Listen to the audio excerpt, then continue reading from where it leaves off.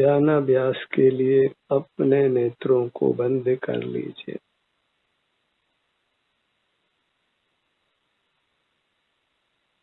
पांचों ही इंद्रियों का उपयोग नहीं करना है, क्योंकि उनका विषय मूर्त है, अचेतन है। स्पर्श, रस, गंध, वर्ण और शब्द हैं।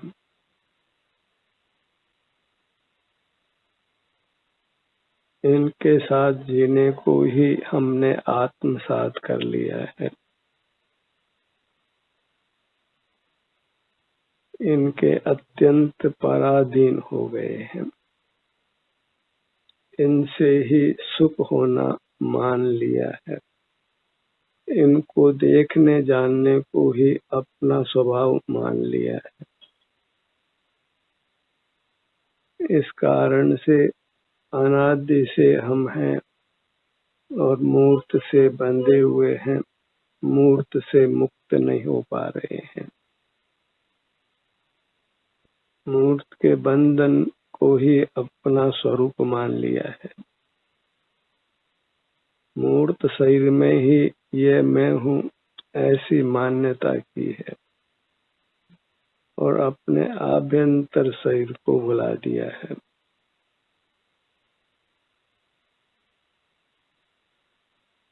भौतिक जगत को अस्वीकार कर ही हम मूर्त के बंधन से मुक्त हो सकते हैं और उसके लिए अंतर्दृष्टि कर रहना है।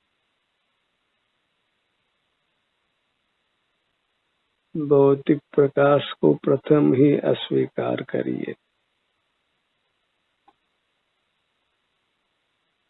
भौतिक प्रकाश में ही हम मूर्त पदार्थों को देखते जानते हुए उनके आलम्बन से जीते हैं। सबसे अधिक हम नेत्रों का उपयोग करते हैं और नेत्र हमारे नहीं हैं। इनको न हम लेकर आए थे न लेकर जाएंगे। इनके आश्रय से जीने की आदत डालना योग्य नहीं है।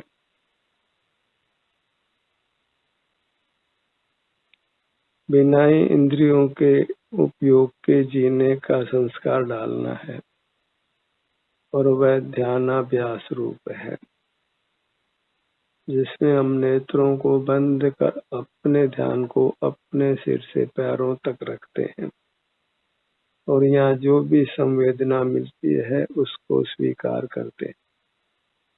इस प्रकार स्वाधीन जीने का प्रयत्न करते हैं, स्वावलंबी होने का प्रयत्न करते हैं। स्वाधीन जीवन से ही हम मूर्त के बंधन से मुक्त हो सकते हैं। अन्य कोई मार्ग नहीं है।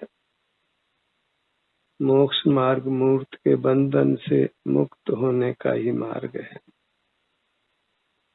जहाँ मूर्त काया नहीं हो वहाँ फिर मूर्त का देखना जानना नहीं होता है। संसार मूर्त को देखने जानने रूप ही है। वह देखना जानना पांचों इंद्रियों से होने वाले ज्ञान का नाम है।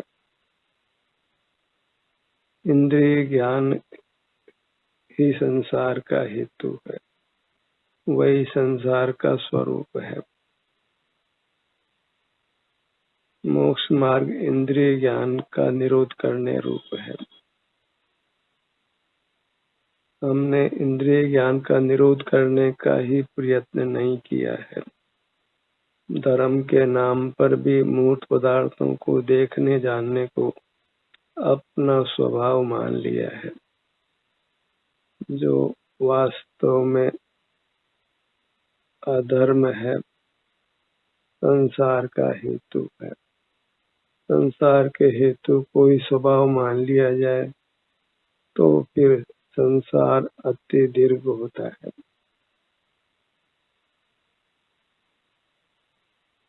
अपनी मुद्रा को लक्ष्य में लीजिए, जो मुद्रा अरूपी है किंतु सुख स्वरूपी है। वास्तव में हमको स्पर्श, रस, गंध, वर्ण और शब्द नहीं चाहिए, हमें सुख चाहिए। इनको भी हम सुख के लिए ही देखते जानते आए हैं, पर वह सुख वैश्विक है, सदोष है और संसार का हेतु है। हमें निर्दोष सुख भोगना है।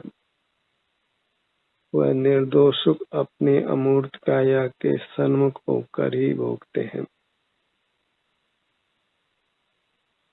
बहिर्मुख रहकर नहीं, भौतिक प्रकाश में रहकर नहीं। नेत्र बंद कर हम भौतिक प्रकाश से दूर होते हैं और आभ्यंतर सुख में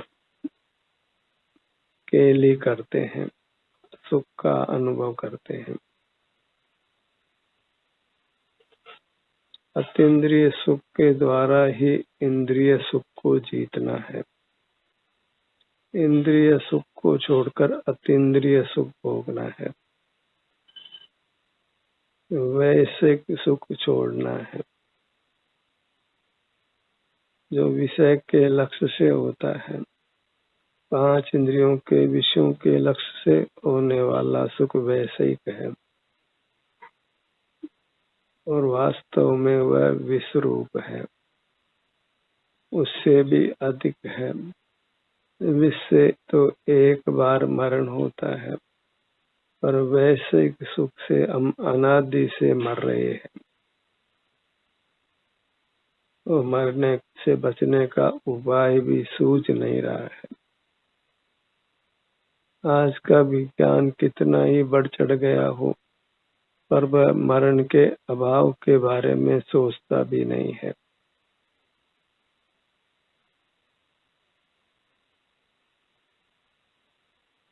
जहाँ चिंतन ही नहीं है जन्म मरण से मुक्त होने का, वहाँ फिर उसका उपाय भी कैसे खोजा जा सकता है, उसके उपाय में प्रवृत्ति भी कैसे हो सकती है।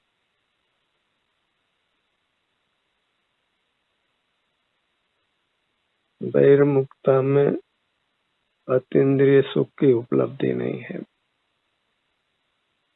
बहिर्मुखता में वैश्विक सुख ही होता है, वह पारमार्थिक नहीं है और उसका फल उत्तम नहीं है।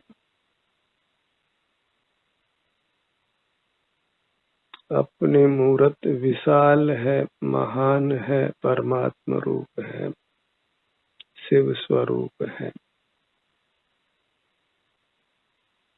लोग परमात्मा की आराधना करते हैं, पर उनको खबर नहीं है कि उनकी अपनी मूर्त ही पारमार्थिक परमात्मा है। उसके सन्मुख होना ही परमात्मा दर्शन है, तीर्थ दर्शन है। बाहर में ही वे परमात्मा और तीर्थों की खोज करते हैं। मूर्त पदार्थों में ही परमात्मा बने की और तीर्थ बने की स्थापना करते हैं। इस प्रकार उन्होंने अपने अमूर्त स्वरूप को खो दिया है, अपने को ही खो दिया है।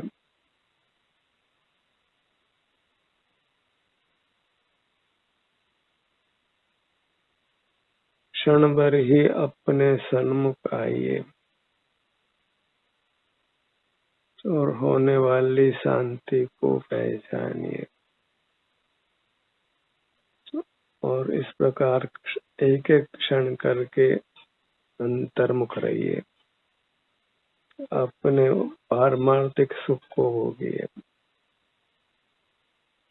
आपको हमेशा वर्तमान क्षण ही मिलता है, 2 समय एक साथ नहीं मिलते हैं।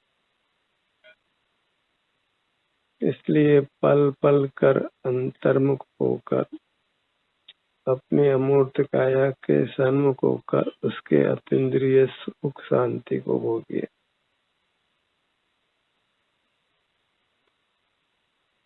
संसार में अब और अधिक रुलना नहीं है, मूर्त से बंध कर जीना नहीं है, अपने अमूर्त शुद्ध स्वरूप को प्रकट करना है। और वह यत्न से ही संभव है। नेत्रों को बंद करना, अंतर्मुख रहना, और अंतर्मुख होने पर बद्ध मूर्त कर्म समय पूर्व पककर उदय में आते हैं। उससे शरीर में वेदना भी अनुभव में आती है। भले ही अपने सन्मुख होने पर राग अधिक उत्पन्न नहीं हो, पर वेदना का निरोध करना संभव नहीं है। हम इंद्रिय ज्ञान का निरोध तो कर सकते हैं, कर्म के विपाक से होने वाले शारीरिक दुख का निरोध नहीं कर सकते। उसका हमें अनुभव करना है, शांति के साथ उस वेदना को सहन करना है। इसी प्रकार हम भौतिक जगत से अपने को विमुख रख सकते हैं, उद्गल के माया जाल से अपने आप को बचा सकते हैं। जो भी इस उद्गल के माया जाल में रहता है वह बारंबार मरण को प्राप्त होता है। यह भौतिक जगत है, वह माया जाल है, इसीलिए इसको धोखे की टाटी कहते हैं, या जग धोखे की टाटी। वैश्विक सुख के लिए तो हम यत्न करते हैं, पर पारमार्थिक सुख के लिए हम लूले ही हो जाते हैं। स्वार्थ साधे पांच पांव तू, परमार्थ को लूला रे। विषय सुख के लिए हम पांच पांव होते हैं, वो अतीन्द्रिय सुख के लिए पांव रहित ही हो जाते हैं, कुछ भी चेष्टा नहीं करते हैं। और इस प्रकार संसार अनादि से बन रहा है, और हमको अपने पर दया करना नहीं आता है।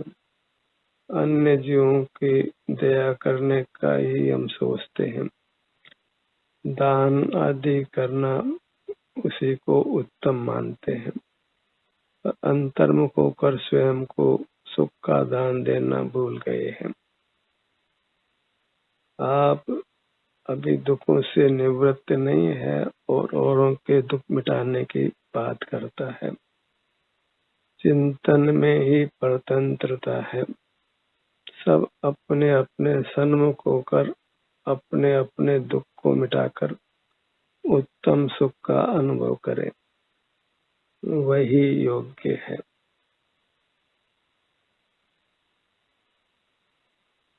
अपने ध्यान को अपने मध्य भाग पर लाइए, पेट के भाग पर लाइए,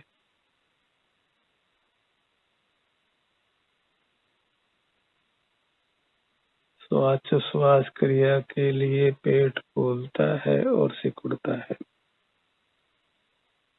और ये अनादि से चल रहा है। पवन की आवश्यकता से कभी भी मुक्त नहीं हो पाए। क्षुद्र जीवों को भी श्वास क्रिया होती है, जीने के लिए पवन की आवश्यकता होती है। कितने ही बाह्य पदार्थों की आवश्यकता हमको रहती है। इस प्रकार हमारा जीवन परतंत्रताओं से ही भरा हुआ है। उद्गल की परतंत्रता, इस उद्गल को ही यमराज जानिए।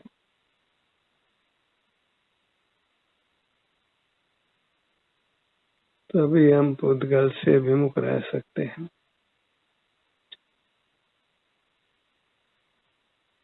मूर्त वस्तु मात्र हमारे बंधन का हेतु है।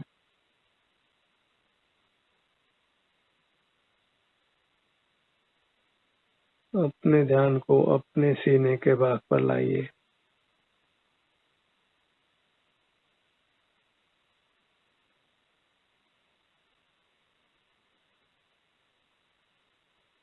अपने मूर्त के सन्मुख जीना ही वास्तविक जीना है। इससे हम अपने में स्थित रहते हैं, अपने में उपस्थित रहते हैं।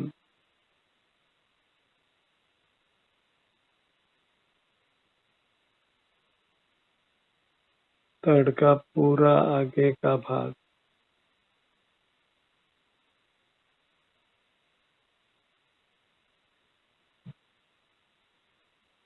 पूरे पीठ का भाग,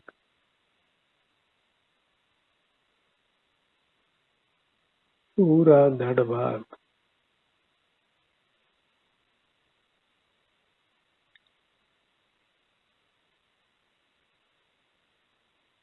अपने ध्यान को अपने कंठ पर लाइए।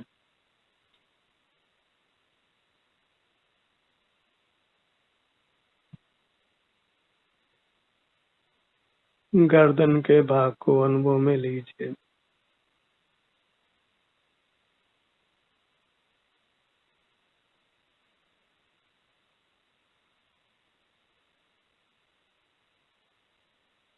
उद्गल के प्रकाश से जानना बंद करिए। इंद्रियों की और प्रकाश की ही सर्वाधिक पराधीनता है।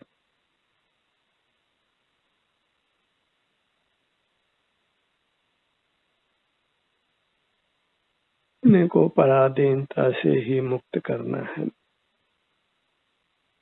अपने ध्यान को अपनी पीठ के भाग पर लाइए।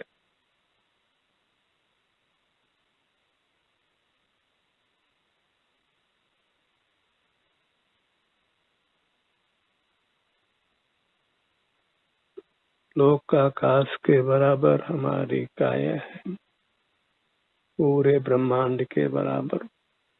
संकोच कर ही यह प्राप्त मूर्त शरीर के बराबर है। क्षेत्र से भी हम महान हैं और सुख स्वभाव से भी हम महान हैं।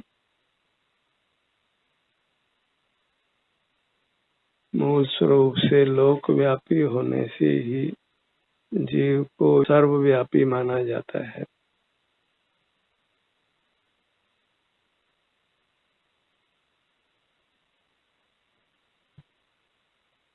आनंद के स्रोत को बाहर नहीं ढूंढना है। नेत्र बंद कर अपने ध्यान को अपने सिर से पैरों तक ही रखना है। यही मर्यादा है, यही शील है, यही स्वभाव है, यही चारित्र है।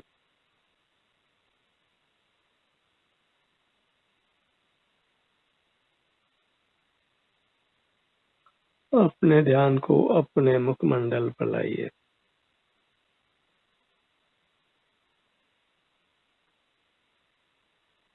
थोड़े समय के लिए भी हम अपने ध्यान को अपने अमूर्त शरीर पर लाते हैं, इसके किसी भाग पर लाते हैं तो उसका भी दूरगामी फल अति उत्तम होता है।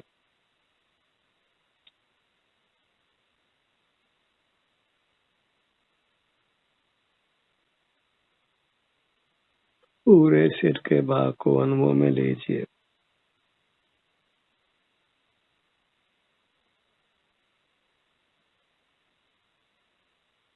शरीर के विभिन्न भागों में सुख हो या दुख हो, दोनों में समभाव धारण कर सुख दुख स्थिति को ही अनुभव में लेते हुए रहना है। वही लक्ष्य में होने वाले वैसे सुख दुख को अस्वीकार करना है।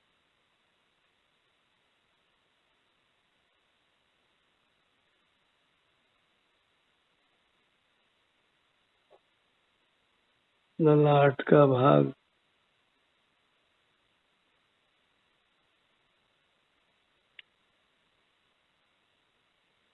अंतर्मुख होकर अपनी रुचि बढ़ाइए।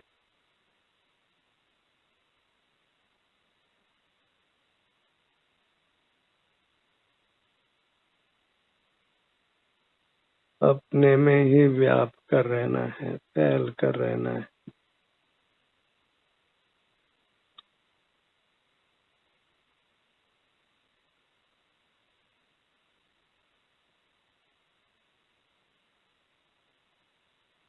अपने ध्यान को दोनों भवों के मध्य में लाइए।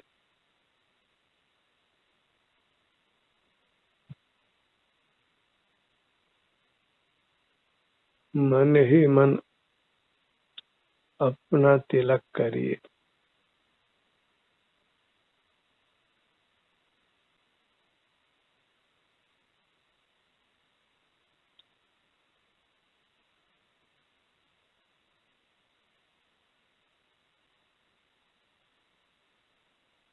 दोनों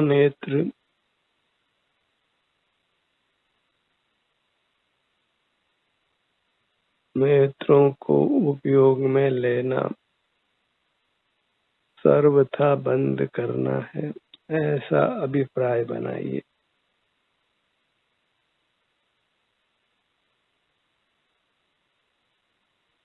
नेत्र इंद्रियों का विषय ही सर्वाधिक है और हम नेत्रों का ही सर्वाधिक उपयोग करते हैं। नेत्र इंद्रिय जनित इंद्रिय ज्ञान को छोड़ना है।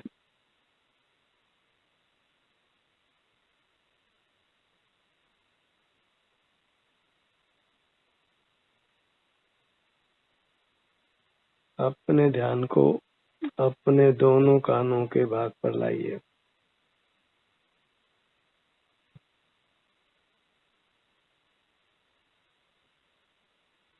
अपने सन्मुख ठहरने की सामर्थ्य को बढ़ाइए। इसी में ही नया नया रिकॉर्ड बनाइए। अधिक से अधिक अपने सन्मुख रहने का रिकॉर्ड।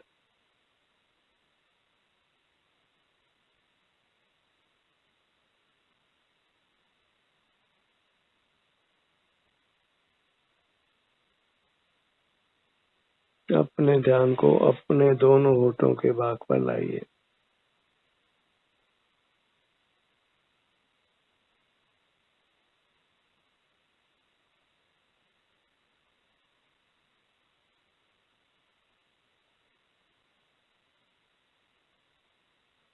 मूर्त शरीर का संबंध होने से एक सुई चुभने का भी काफी दर्द होता है।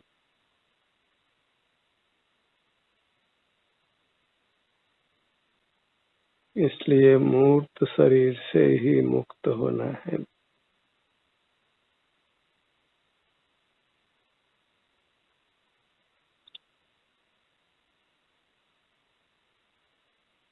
पुनर्जन्म नहीं हो और जन्म नहीं हो तो फिर मरण भी नहीं होगा।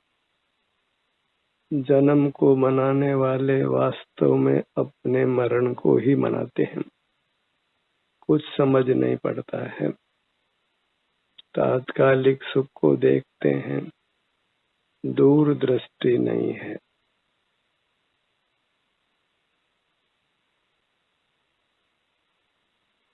मानसिक सुख से ही संतुष्ट रहते हैं।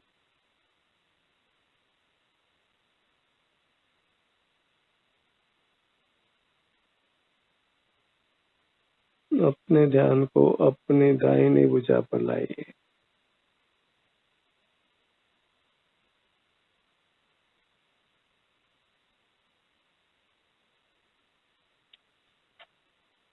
हाथ पर हाथ धर बैठ कर रहना ही अच्छा है, क्योंकि मूर्त हाथ हमारे नहीं हैं। इसलिए मूर्त हाथों से काम काज करना बंद करना है।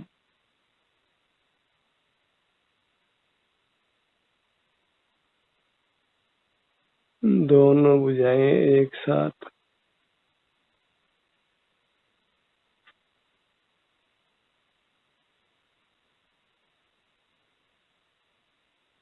बाईं हथेली पर दाईं हथेली रखकर बैठने की आदत डालिए।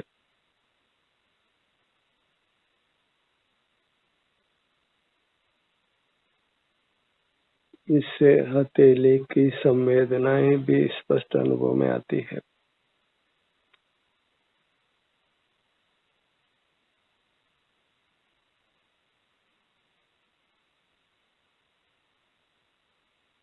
अपने ध्यान को अपने दोनों पैरों पर लाइए।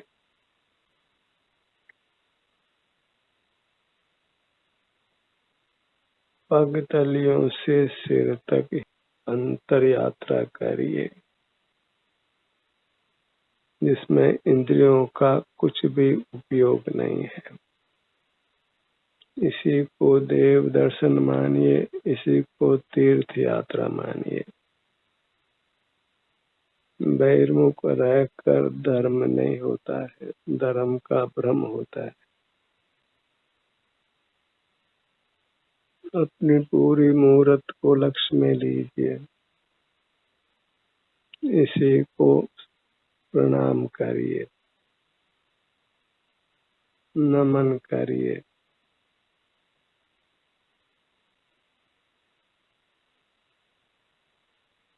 नमोनीय अप्पाणम,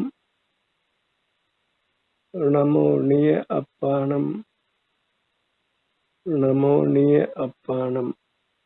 अपने निज अमूर्त शरीर को नमन हो। ध्यानाभ्यास के सत्र यहीं समाप्त होता है। आपकी सहभागिता के लिए धन्यवाद।